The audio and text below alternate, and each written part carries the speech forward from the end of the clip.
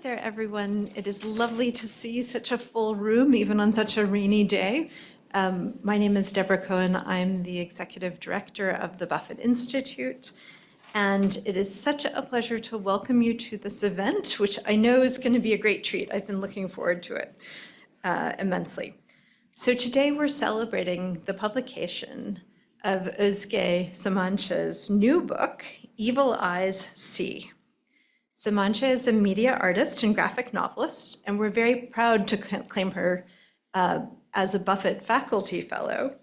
She is also a faculty member in Northwestern School of Communications.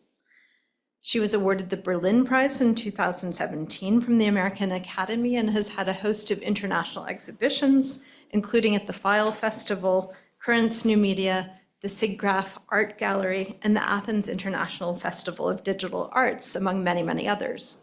Her autobiographical graphic novel, Dare to Disappoint, was published to great acclaim by Farrar Giroux in 2015. This past year, the Illinois Arts Council awarded her the Artist Fellowship Award in Media Arts. Now, joining Özge in conversation are two colleagues, Erin Courtney and Gene Kannenberg. And I'm going to go ahead and introduce them, but as you will see, we have quite a multimedia performance coming up. So, but we're getting the boring part of introductions out of the way. Erin Courtney is Associate Professor in the Department of Radio, Television, Film, and an award-winning playwright. Her play, A Map of Virtue, was awarded an Obie and described as, quote, one of the most terrifying plays of the last decade by the New York Times. Yes. Gene Kannenberg is a cartoonist as well as a scholar of comics, about which he has published widely. He is also a paper engineer, a librarian, and an archivist, and our colleague at Northwestern's Herskovits Library. He has served as the chair of the International Comic Arts Festival, and his most recent book, published just this spring, is an adaptation of his tribute to Charles M. Schulz. This new book is entitled Here Comes Charlie Brown, a Peanuts Pop-Up. Before we get to this conversation between Özge, Gene, and Erin, though, we're going to have a dramatic reading from Özge's new book featuring three actors, Eliza Bent, Carlos Trevino, and Catherine Kerrigan. Thanks so much.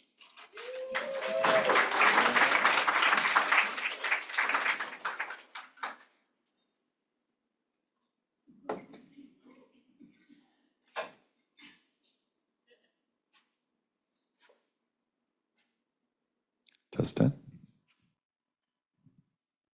Life is good. Good. Meltem understood my jokes. Her laughter felt like a rock rolling down to the sea. There was a splash at the end. Bonk, bonk, bonk, bonk.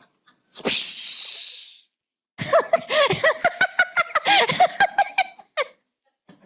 I had to study a lot to keep up with her. She was scary smart. Professor, I see a contradiction in what you said. A bounded sequence on a non-compact set is not necessarily convergent. Take epsilon to be smaller than gamma, for example. Now, what was a compact set? Okay, let's move on. Widely published, distinguished professor, department chair. I was going to ask her out, but now I'm not so sure. Right on. She's way too smart for you. The guy had a bucket for cleaning the blackboard. Boys lined up for her. When your parents made you, the planets must have aligned perfectly. You got the gorgeous gene. It was artificial insemination. Do you think I have a chance? Can you ask her for me? I often felt like her pimp.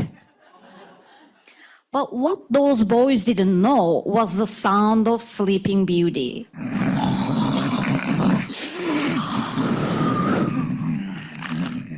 In the 90s in Istanbul, foamy, fancy earplugs like us didn't exist. And even we can't stop this. I need earplugs.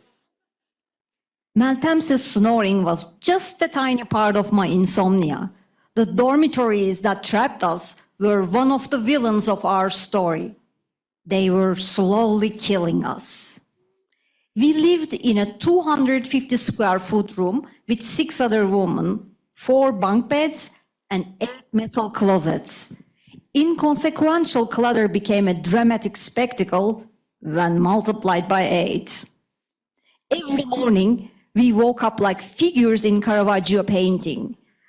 Bodies lurched, reached, surged, crawled, begged. We inevitably stepped on each other and everything in our path. Whose sock is this? And why is it in the jam jar? Ew, mouse poop. Where's my who's other very- sock? Who closed the I'm late for my curtains? We are all exam. late. For my exam. Does anybody else smell Oh, my hand. Most of the university buildings, including our historic dormitory, were built by Americans in 1863 as Robert College. 100 years later, the Turkish government took over the school and gradually Turkish lifestyle crept in. There were no refrigerators, so students dangled their food in plastic bags from the windows. It was an entire ecosystem. We lived with animals. Food at the dining hall had occasional worms in it. In cafeteria, we would splurge on a grilled cheese sandwich. Leave it alone, Birdie. Residents boiled potatoes in cheap plastic coffee pots. The dorm smelled like a stew of burnt plastic, cigarette smoke, and mouse poop. I am not afraid of hell. Who knows what we smell like? Hot water was supposedly available once a week, but then there were water shortages. Taking a shower was a rare luxury. Sir, it's free for students, right? Yes, we only charge tourists. Sister, you indeed look like Medusa. Thanks. But your friend is beautiful. Of course. Forget him. Welcome to the tour of Basilica, the largest cistern beneath Istanbul. Byzantine Emperor Justinian built the cistern in the 6th century. 7,000 slaves worked on the construction of it. The coming elections had intensified the usual chaos of Istanbul.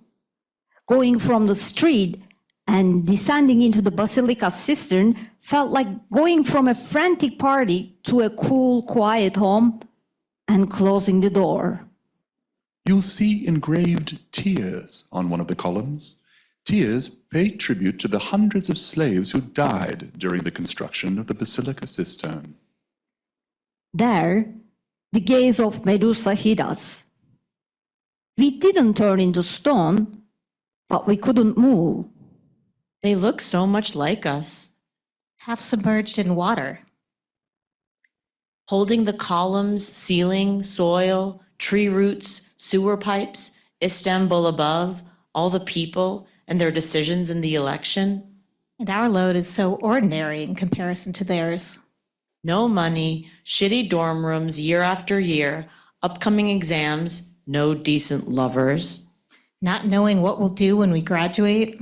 And the frightening future of Turkey. Which one is you? Obviously the upside down one, completely radical and rebellious. And you think I'm some goody two-shoes, not honest enough, afraid of conflict, so I'm sideways? You're so full of yourself. Don't laugh. Dork. I wonder why they're upside down and sideways. Fear of the female gaze. I once read that Christians placed pagan statues upside down to make fun of their myths. Or maybe the pieces just fit better? Fish swam on top of coins scattered by tourists making wishes. Don't want to be bald. To forget her. Hope he regrets leaving me. Graduation. Never see my ex again. See my ex again. They fire my boss. Become a hero.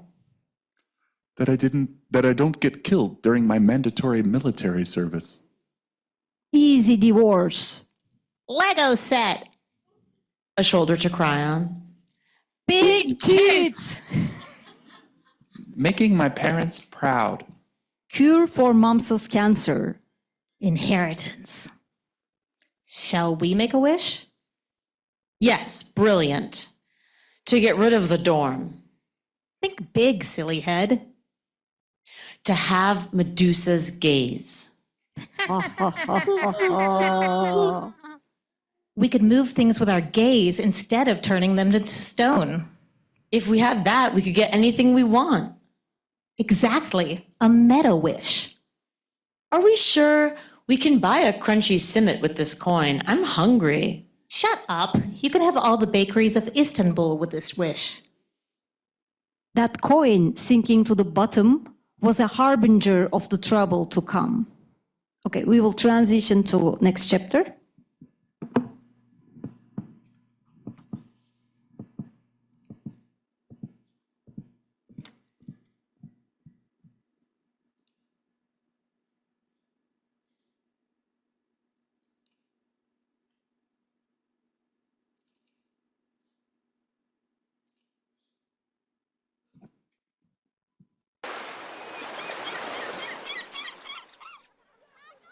Rumeli Castle was right next to campus. The depth was perfect for diving, but only men swam in Istanbul. The entire coast belonged to them. Their intimidating gaze, words and actions kept women from swimming. Ironically, sometimes the same intimidation caused desperation.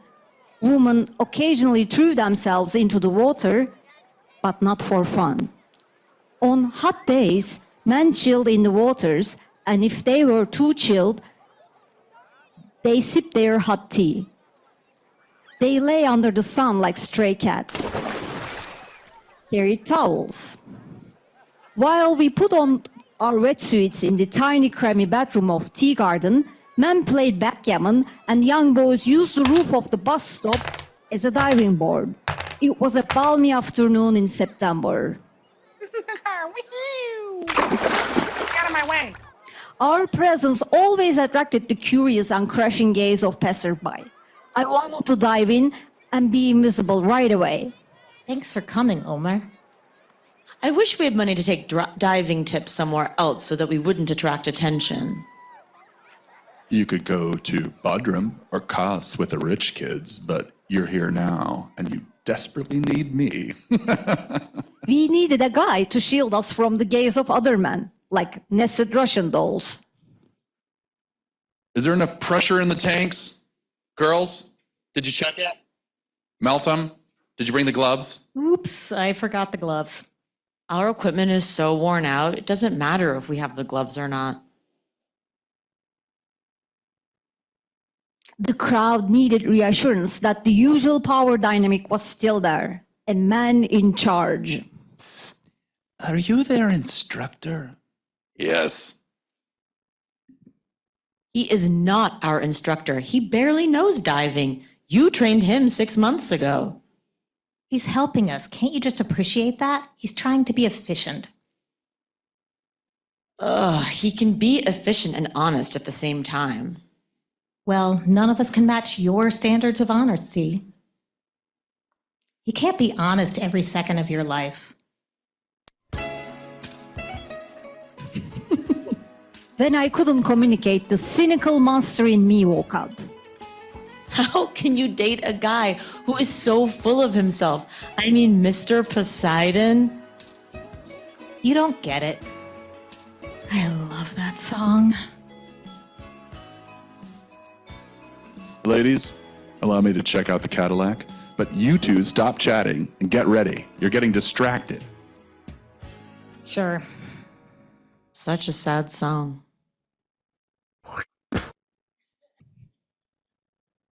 What are you doing? You don't know? Spit prevents it from getting foggy. Of course I know. My own spit works much better. Wow. I've never seen your scar this close. How did you get that? Car accident. You know, every family has their martyrs in traffic accidents. In our case, nobody died, but I acquired this scar. You were lucky. My uncle died in a car accident 2 years ago. Maybe you can get plastic surgery for that nasty scar. I like my scar. It reminds me that I'm mortal. Then why do you cover it up with your hair? A flyer interrupted our clash. Vote for Pelivan. Candidate for mayor of Istanbul.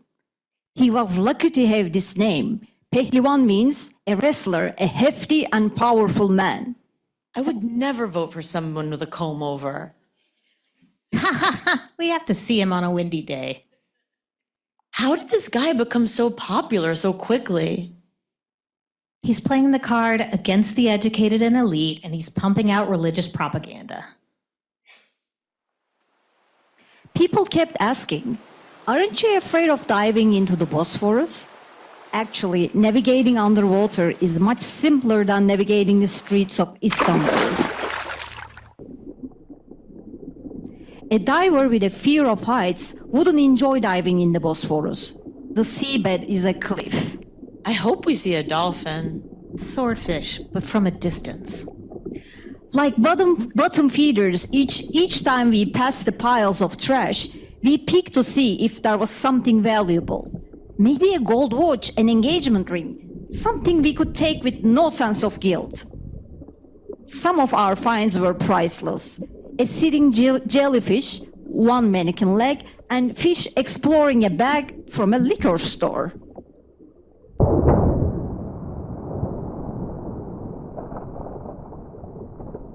Earthquake? Are parts of buildings falling into the sea? What the heck? A meteor?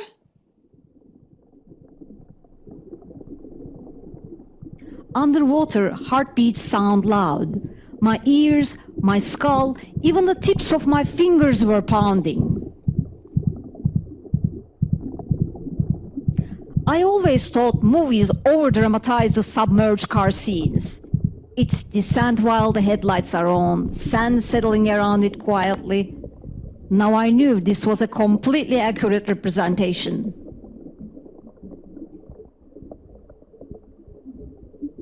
Was this real? Did we have nitrogen poisoning? We were only 33 feet below the surface. Everything became quiet, except the sound of our bubbles and our hearts. We were hyperventilating. The school of fish were like performers on a stage crossing the light beams. Their calmness was in complete contrast with the situation. The light inside the car was on.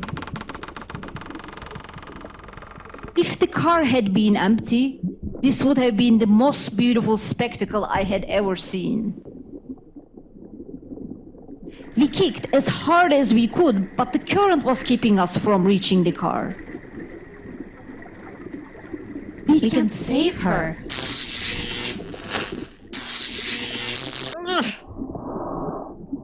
What?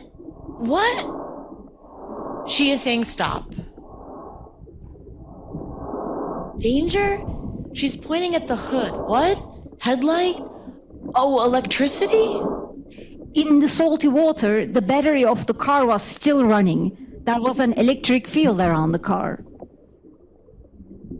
We were like animals, hopelessly circling around the car. If I hadn't forgotten the gloves, I could have opened that door. Who is in the car? Are they moving or floating? Should we go up? Bring help? We picked up a stone, dropped it. The stone couldn't break the windshield. Archimedes' principle worked against us. Suddenly, the headlights went off.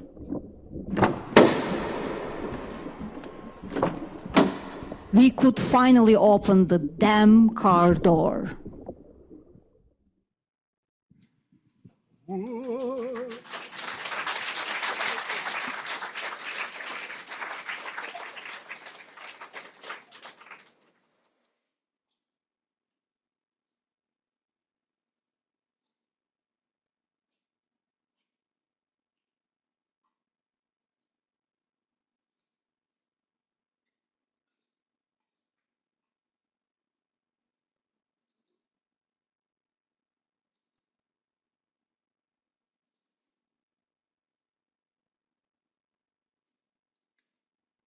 All right, I'll pace while I'm talking. Like a real teacher, okay?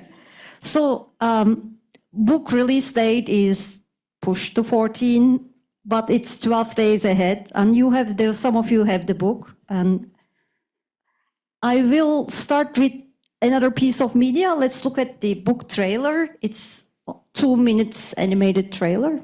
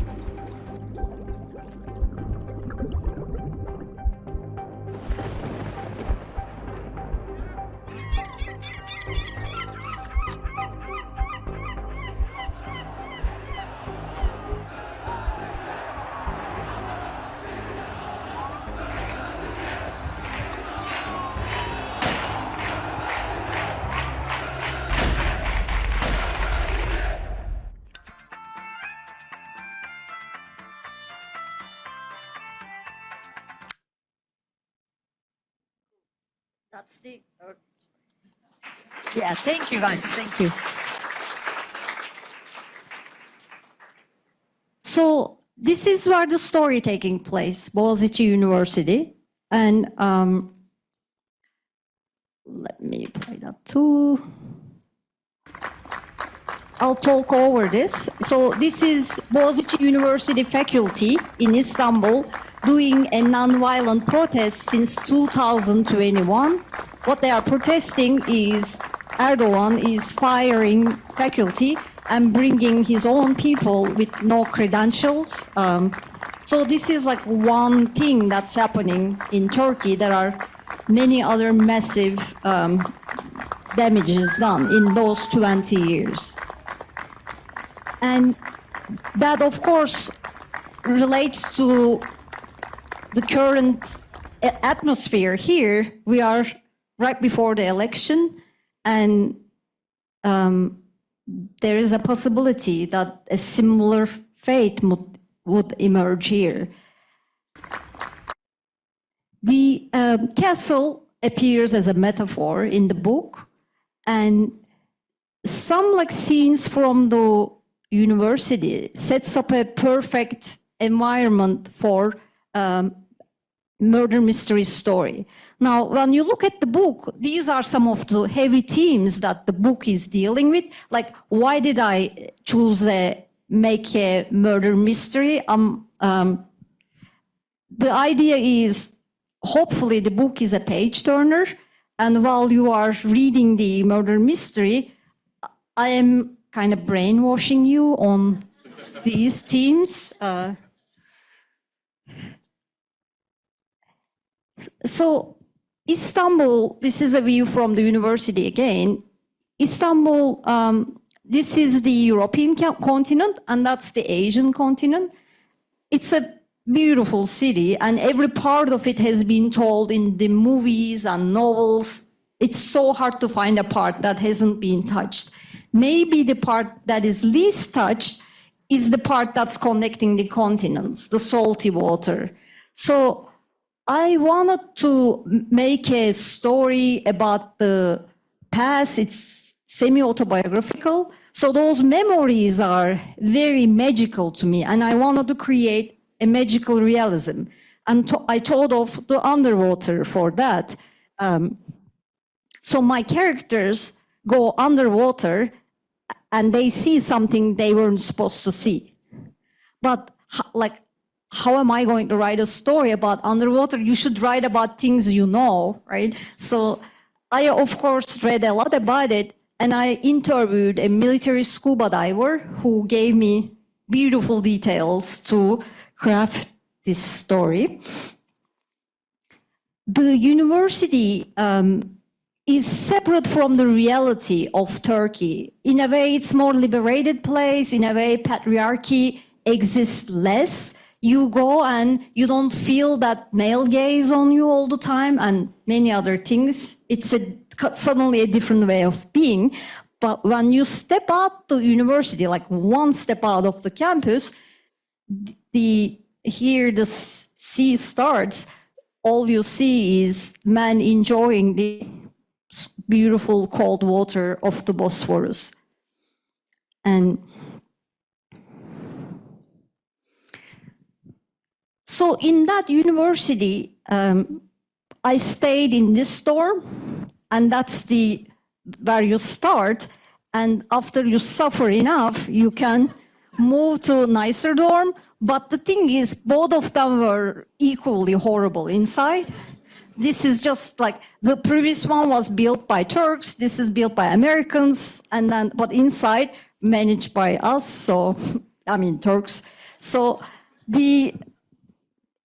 this frame is kind of generates the entire book for me, because if you think 200 square foot room with 8 women in it, with like bunk beds and metal closets and shoes and their suitcases and everything, like it's the constant drama happening, constant heartbreaking, constant fights, constantly someone is breaking up with someone, action, action, action all the time. So those absurd years are in my head, and I wanted to make a book about that, but that's not enough to make a book. So I took that misery and connected to the misery of the country. These are some of my dorm mates, and they inspire the characters of the book. It's semi-autobiographical, like not one person is one person, it's all meshed together. And as my characters go underwater, see, I remove the text for you. It's so hard to do this without giving spoilers. I completely like go around it, so. So as the characters go underwater, they also go underground. They go to Basilica Cistern. And there are these Medusa heads that we saw in the story. And people throw coins, as we saw in the story. And there's a wish attached to each of these coins. And when I was making this book, I had a wish too. I wanted to publish it like a big publisher that I did in my previous book. So I did whatever I can do. I prepared my chapters, I did my proposal, I did million talks with the agent. We pitched it and it failed. So, and it was another dead idea. I put it on the shelf, I did my crying, and it was over. Then I applied to Forecast Platform in Berlin, and they were giving a good grant and a mentorship program with a cartoonist, Uli Last. 600 people applied, and the fellowship said, you have to have an autobiographical story. Mine is semi-autobiographical, so I couldn't apply with that. I wrote an autobiographical proposal about my coming to United States 20 years ago, my first year. I submitted. I got an email, Uli wants to talk to me. We met on the Zoom, and she said, I read your proposal. It's bad.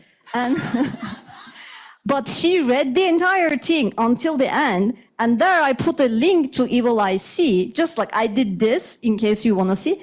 She said, but I read Evil Eye C. If you do that one, I'll work with you. And then she chose to work with me, and our Dead project came alive again. These two other comics artists and I, during the pandemic, we developed our stories. Then Uli decided to move on with Evil Eye C. I went to France, Angoulême, and then I went to Berlin. And in Berlin, in their historic radial system building, they gave me a room leveled with the water, and there, which is like a basilica cistern, and I just, unsuccessful selfie. In the basement, we created this more atmospheric installation of the cistern and the chapter that we read here. There was also sound in the space. And in this image, maybe the car plummeting is my project plummeting. It was dying, the project. At the moment I stopped believing in myself, someone I respected believed in me. And when that happens, it sometimes happens and we don't recognize it. Maybe I'll invite you to recognize that moment. Maybe I'll invite you to do it to other people, because it's kind of life-changing thing. Now, my background is not in art, so this is my background. And this part, mathematics, shaped the first book, Dare to Disappoint, but no arts here. So when I create art, I use wild methods, and those wild methods may be coming from my training from here. What I learned here is anything in the world can turn into art material. So I apply it to comics, and that developed also in relation to this other project. Let me show you 1 minute from here. This is my online comics journal that I started doing when I first came to United States, just to share my anecdotes with friends. And there are 1,800 images there. This is a recent website that we developed that allows us to explore the images based on themes, colors, materials, locations. But this 10 years experimentation here allowed me to use this as a laboratory, and I started combining comics with collage just to find my own aesthetic there. And many of the methods I developed here, I applied to graphic novels.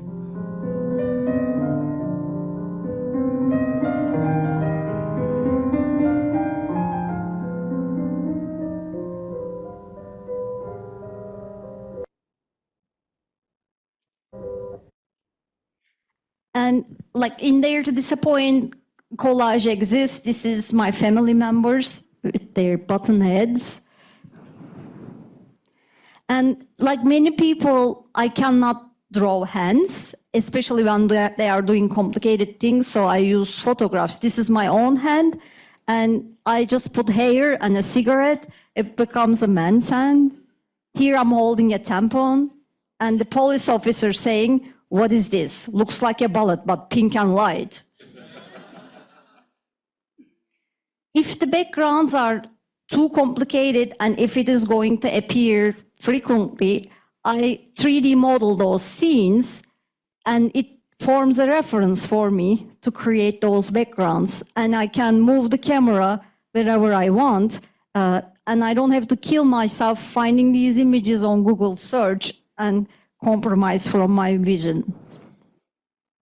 Sometimes this image search gets so obsessive. This is Turkish Airlines flight attendant costume from 1995. I had to find it. And internet is a magical place. It exists, and I dressed my character based on that. My devices are full of ridiculous pictures of me and Shirley posing for these images. So here it becomes a diver. We are reading AARP bulletin. And acting, like acting is believing. We are believing in our mission, and that becomes this scene. The character's reading a humor magazine. There I am defying gravity. Here is the character. If there is no one around, I cut and paste, I act all the characters, take the parts, make the collage, and then it can form the composition.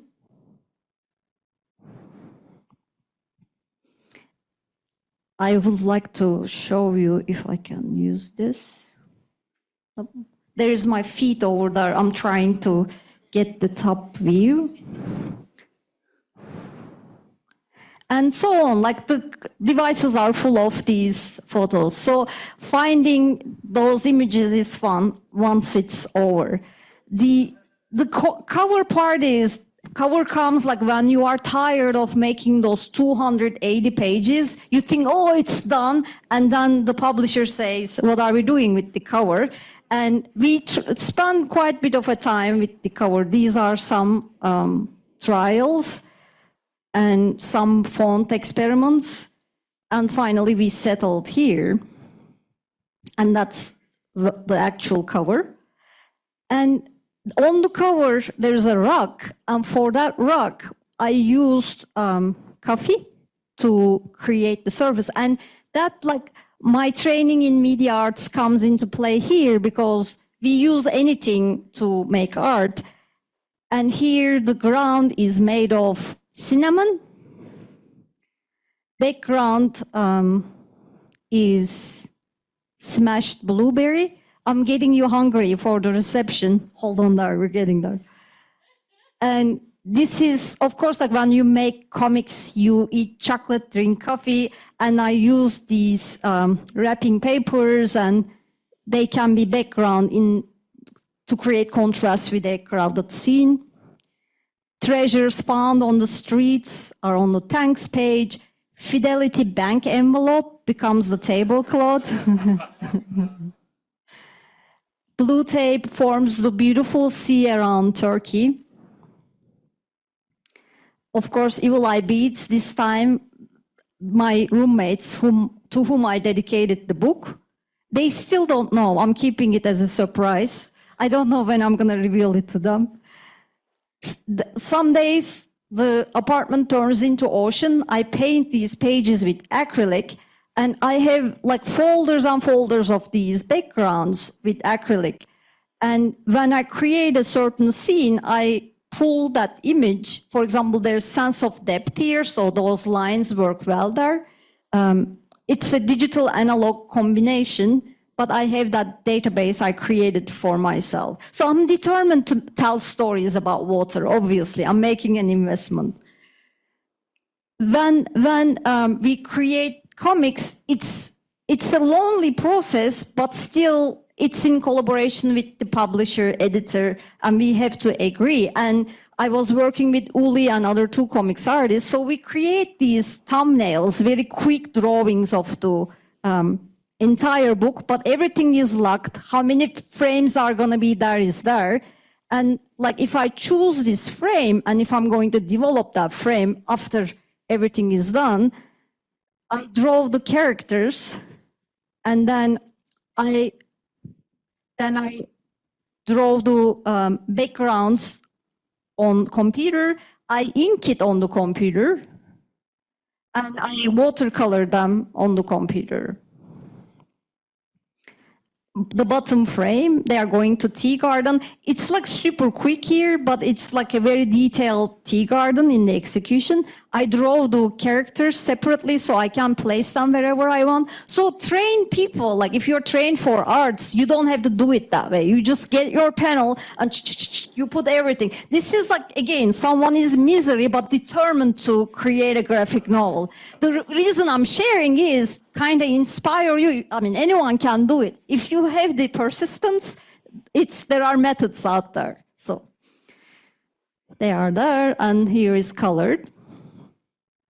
These are, again, roommates in their mid-40s looking at the story and recognizing some parts of themselves in fictionalized characters.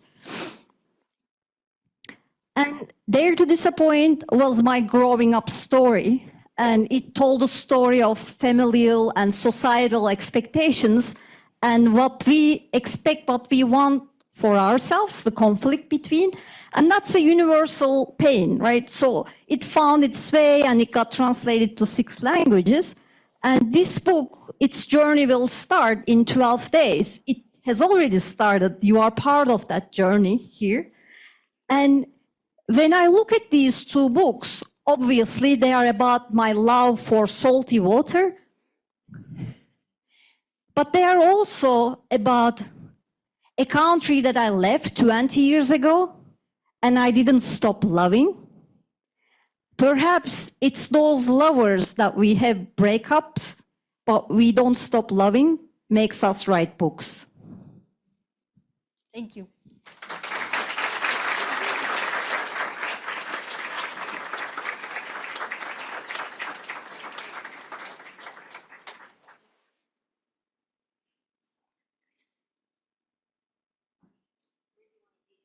Yeah, oh, right over, yeah, I'm coming.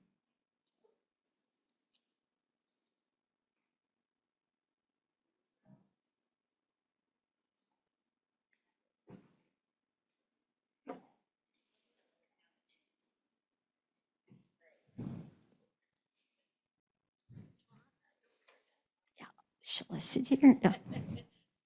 Or maybe I should sit at the middle. You can toast me, yes. Great. Özge, oh, wait, is this on? Hello? Hello. Oh, hi, everybody. Hello.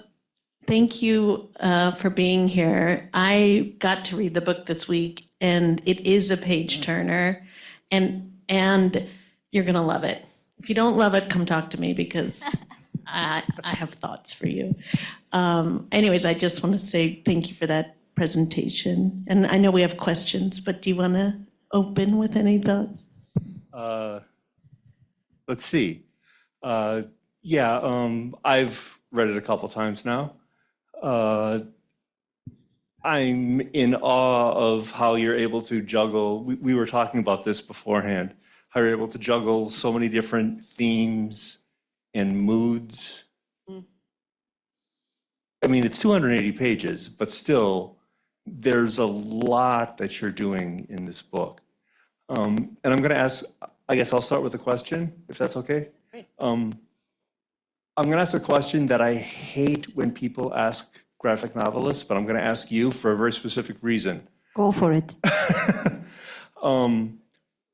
What is it about this story or about these topics that had to be in graphic novel form? And the reason I ask you this question is because you're not just a graphic novelist. You work in all these other media as well.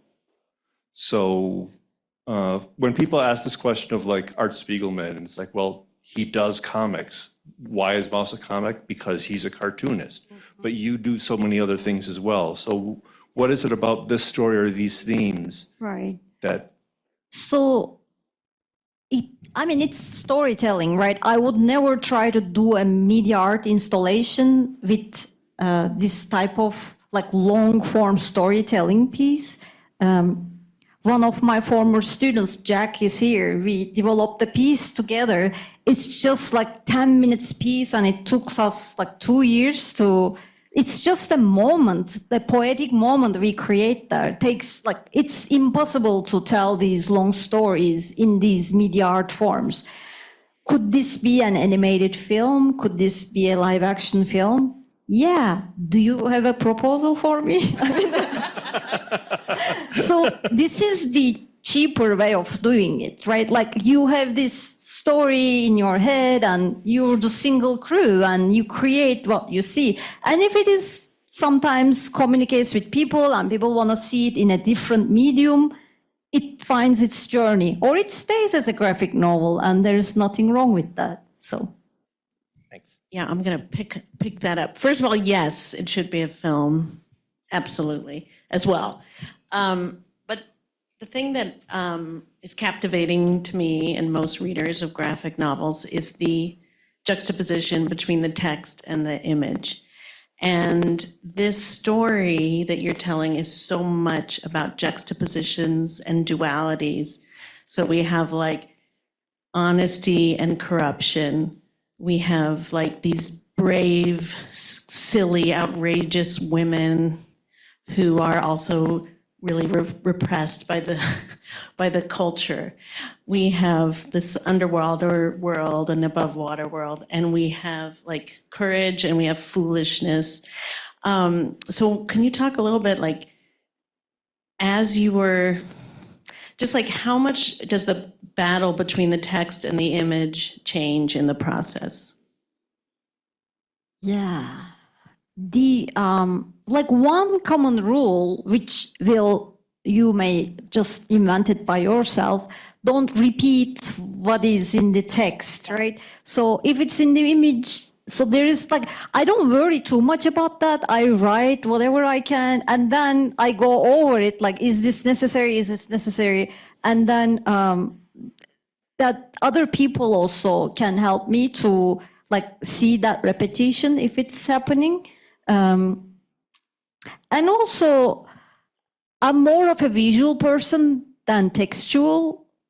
Like, I think with metaphors, I think with poetry, but mostly it's images. So images dominate for me, and the words come after that. I tend to think of comics as a kind of visual poetry anyways, so that makes perfect sense. I don't know if we have any of the images that I had mentioned before. We do? Oh, excellent. Excellent. This is the page I want to talk about most. Perfect. I'm a good student. I wanted to point out this page. This is page like 14 or 17. It comes very early in the book. But what I loved about this page is like the visual rhymes that you set up here. Like, because the page ends on these two green eyes, which are beautiful. But we've also got above them, we've got the baby pin with two eyes on it. And above that, we've got, it's not necessarily two eyes, but it's set up almost like a couple of eyes. So as you look down the page, you're getting the kind of like this rhyme as you're going down. And I'm looking at it like it's someone else's work now. It has been so long. Yeah. Are those things that you think about when you're composing a page? Right. What I think about is giving a path to the eye of the reader, because I don't use that frames. Like many comics artists has that boundary and they follow like that kind of pacing. When you remove those lines, then it's your job to not to confuse them, right? So Right. like that, I try to create that path for them in a way. And sometimes that happens naturally, but yeah, there is some kind of editing with the eyes there. I'm so glad you saw that. Yeah, and especially like this here, like that's pointing straight down to those eyes. I just thought that was the composition of this page was Thank just you. like, Thank you. that was a chef's kiss page. The other thing about that is I studied mathematics, nothing like that. I mean, it just like, so I'm not built for mathematics. I did it, it was hard. And then I started working in a visual communication design department. And I go to these design classes, like I work there, I just go sit in the class and teachers talking about visual hierarchy, like how you can create the viewer's eye. And those went to my brain, my heart, like it was so pleasurable to sit in a class where I belong to. So I sucked that information, and it's just coming from every cell of me, if I may say.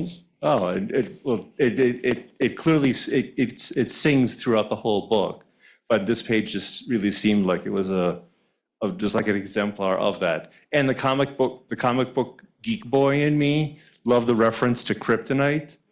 Here the phrase, mashallah, God as willed offers additional protection. This entire fantasy reminds me of superheroes and their weaknesses, such as Superman and kryptonite.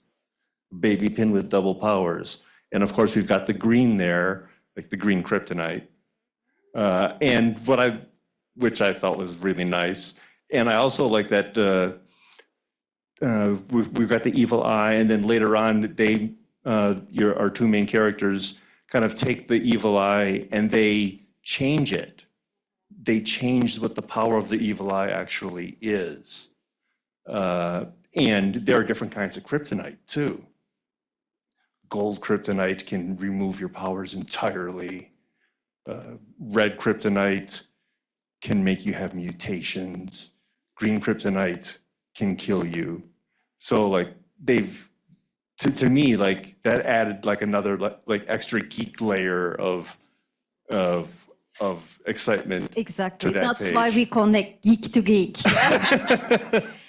And also on that page, like it talks about how if you have green eyes, if you are receiving the gaze of someone with green eyes, that's very dangerous.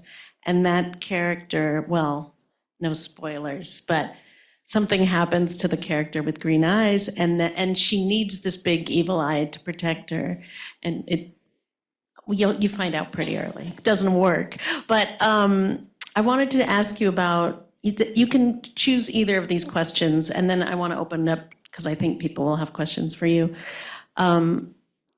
It's an either or question. A, tell us how soon you knew Medusa was such a major character in the story and theme. That's question A. And question B, actually, maybe you can answer in relationship to A, which is your textual structure is genius. Like you say you don't know how to manipulate text. The way that we follow time in this story and the way that it's a really complex world. It's the 90s, it's Turkey, it's political, there is a really complicated thriller. And these are all worlds that many of the readers will not be familiar with. And you make it look so easy. Like you take us in and out of time, in and out of different spaces. We follow objects, we follow people, we follow jokes. And it looks so easy, which we know it isn't. So my second question is, how do you structure the narrative? Like we start in the dorm, and they can't sleep, it's insomnia. Then we go back to meet Selene, and then we go forward again. Like we go back and forth a few times. How did you know when to go forward and when to go backward? Or how did you actually build the structure of the narrative? I can answer both questions, I think, at once. So, like I like sharing. Like I go out, I see funny things, I come home, I meet with friends, I have to tell this happened, that happened. Do you know this anecdote? Like I'm an anecdote teller. I live for anecdotes, right? So when I want to make a book, I write like the anecdotes, pages of pages, like titles of them. And I circle the ones, like I'll die in misery if I don't talk about this one. It like jumps at me, tell me. And then I try to look like, how can I connect these anecdotes to each other? And fiction is very helpful in that case because I can bend it. It was so hard with Dare to Disappoint because it's 100% real, right? I can tweak it, and tweaking is super helpful. That way I connect everything. Back and forth, I wish I could get that compliment of creating non-linear work, but I am so linear actually. I think they go back only once, maybe with photographs and other arrival of other media, they visit the past. I want to improve that part more. They go back once in the beginning, once in the middle with the Medusa head, and once at the end. Oh. But don't tell that part. Do you remember the part Yeah, I'm talking about? that's- Very important. And also, like when you're structuring something visually and narratively, like how you begin, what the middle is, and what the end is so important. And they're all portals to the narrative. So Right. And just reminding you. that is true. I live in the past at the same time. Yeah. Yeah, that's the thing. Actually, it's not really nonlinear because we needed to hear those things when we needed to see them when we saw them. They moved the story forward, even if they were talking, even if we were seeing something in the past. Though, actually, when I first made it, chapter 1 didn't exist. It just started the story, and my agent said, you need to show immediately someone is dying, or something, maybe not dying, sorry, no spoilers, yeah. Well, they might figure that out. Yeah. But in chapter 1, you show us who she is, and we find out, we become attached to her immediately through the visual storytelling in the beginning. Right. And that's a slight past. But I know we only have 15 minutes before or do you want to ask one more question before we open it? There's one more image if you want, that one. Yes, good. Real quickly, I think this is the only, I'm going to call it a silent page, even though we've got the horn of the ship. I think this is the only page like this in the entire book.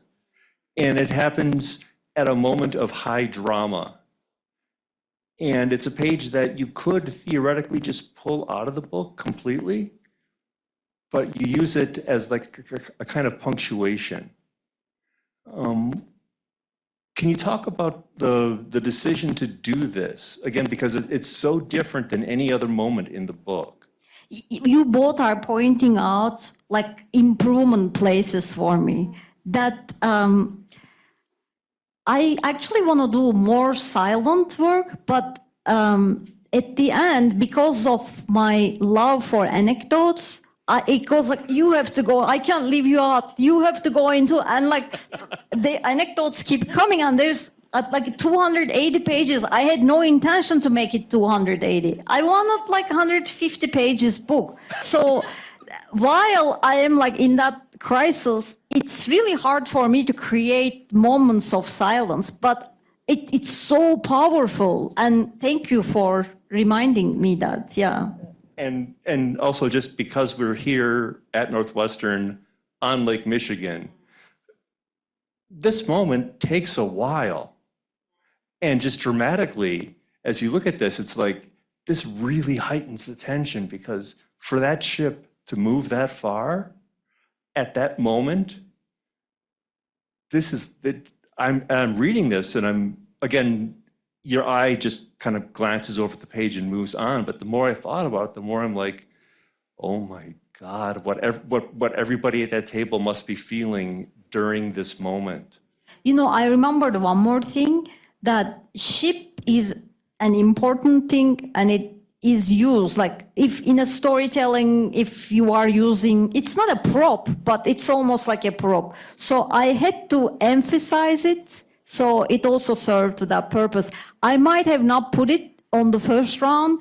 It might be like after I made the book, you say, oh, this is important, I need to emphasize, you go back and like put it there. It might be that, unfortunately. No, unfortunate. Good. Are there questions here? Oh.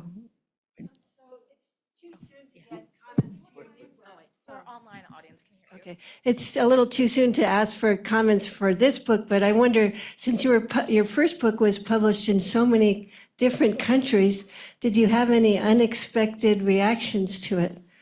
For the first book? Unexpected.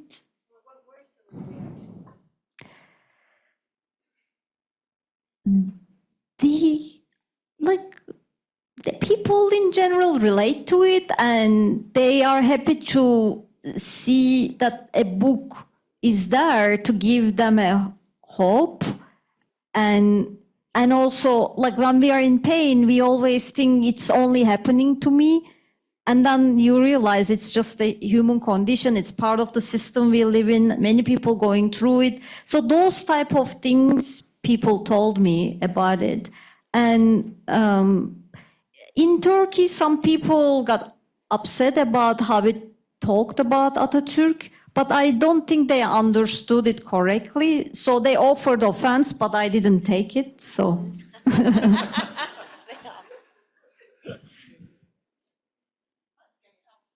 Can you hear me? Yeah, hi.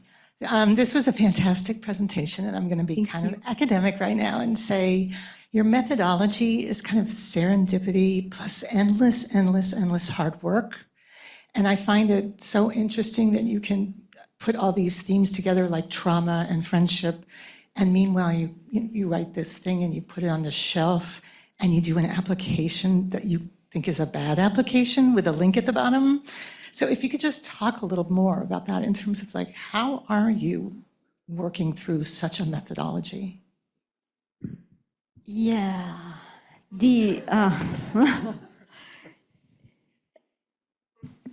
I think like I apply a lot of things and I work really hard and I don't know another way of existing. So just that, like one thing that I learned that I get rejected a lot and it used to hurt.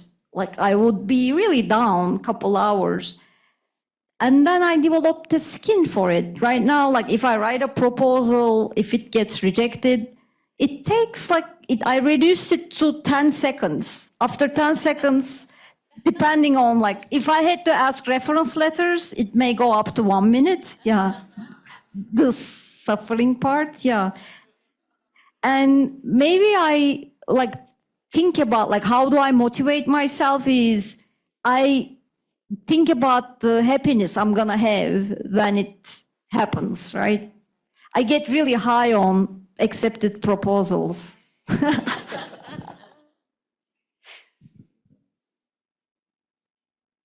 Hey, I loved your talk. Excellent. And I really appreciated the insight into the creative process.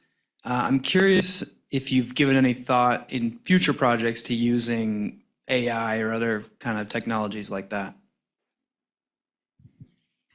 In graphic novel work, I may use AI for creating reference images.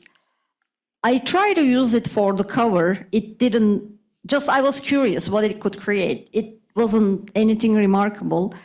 But making graphic novels take 5 years, 7 years sometimes, and AI is going to be like much more powerful and expressive at that point. So I may be using it in a way that I cannot imagine right now.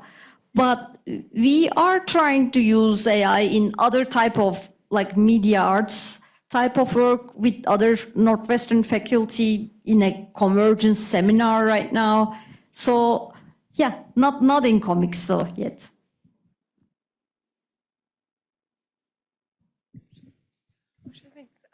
Okay, yeah, it's on. I was just wondering, in your mind, who is the ideal audience for your books? Like, are you writing for yourself in the 90s, or are you writing for someone that you know now? Or are you writing for your students?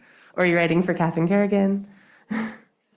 I'm gonna answer that honestly. So when I first started, not for this book, in general, art making, my audience was my friends. I wrote and created to entertain them. And that was the best place, but I lost it. Then I got, like, accidentally, my first book was picked by a big publisher. Not accidentally, let me take it. It's an okay book.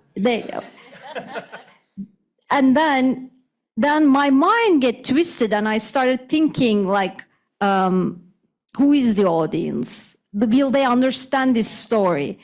And actually, if we don't think about that and if we just do it, much better work comes out. That's my understanding. I lost it. I'm trying to go back to where I started. And I wrote it for the American reader, general reader. So I had that in my mind. And if like there are cultural intricacies, absurdities, I was careful to make that part articulate enough for them to understand. Hi, I just wanted to say I just finished the book recently and I really loved it. It is definitely a page turner. And what I really loved the most about it was the personalities of characters and also the tensions between the main characters. And I was curious and wanted to ask you about like how were there pieces of you when you designed those characters, and also when you chose that tension between the two characters, was that also intentional for the message that you want to deliver? Yeah, great question. Thank you. Erin and I talked about that a little bit.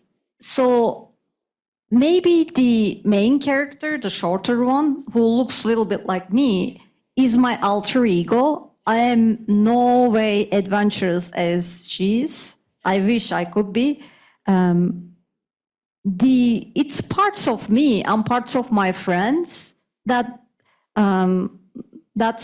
that. But because they are parts of me, I had hard times to give them really bad qualities. So at the core, they are good people. And that I need to learn, like kind of disconnect from the character. Like for some characters, I was able to do that, but I was attached to those two characters.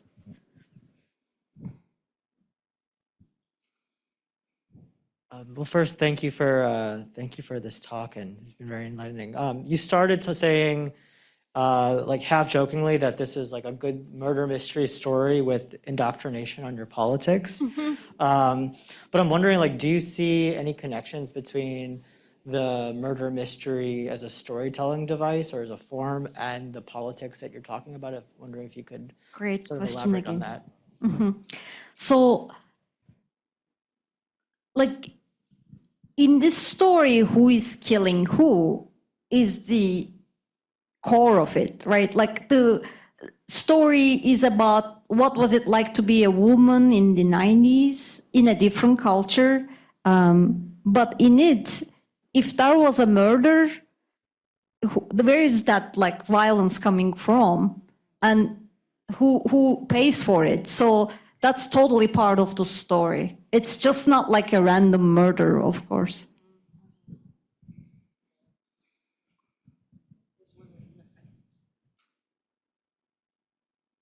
Hi, I'm going to cheat and ask two questions, one a really short one.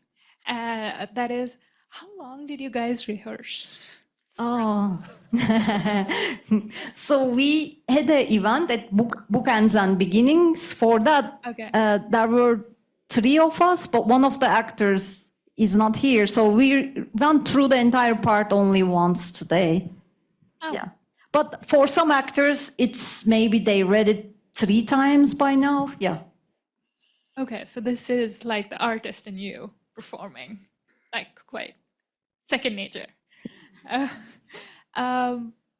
My longer question, though, is you talked about that you live in Istanbul in the past, and there is a certain sense of feminism etched in that time period. I wonder if you have friends who still live there in that context, and how there was a shared feminism developing in that age and how it has evolved. And does it change since you live in this country now? And how does that impact your artwork? Like, would you use different colors? I don't know, would you use a different language? So, yeah, it changed definitely. Like it's 28 years has passed, maybe like 90s, 30 years, something like that has passed since then. I'm sure the bonding, the protecting yourself, the issues that you fight for are much different than what we were dealing with. But some issues are still there, like the male gaze, for example, is very feelable. You have to go to certain neighborhoods not to feel it. And it's really going into your home, you feel kind of feeling. So it doesn't exist in many places here. And that is like you develop skills to be invisible when needed, right? And like this is a very common thing that if you take any ride, you text your friends, I arrived home. We don't do that here. So I'm sure there are new techniques and new methods, which I don't know, so they couldn't appear in my story. I have to make a research about it to be able to include that.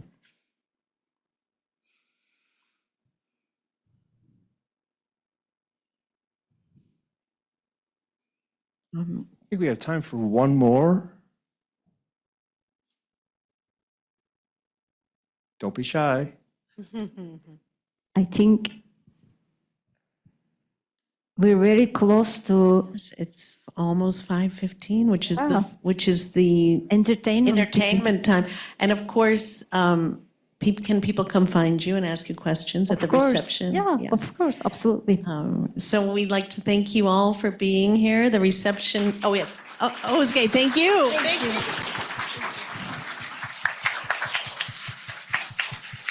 And the reception is right outside the doors, and please stick around and enjoy some wine and food. And thank you. Thanks, Thank you Özge. for coming. Thank you. Thanks, everybody.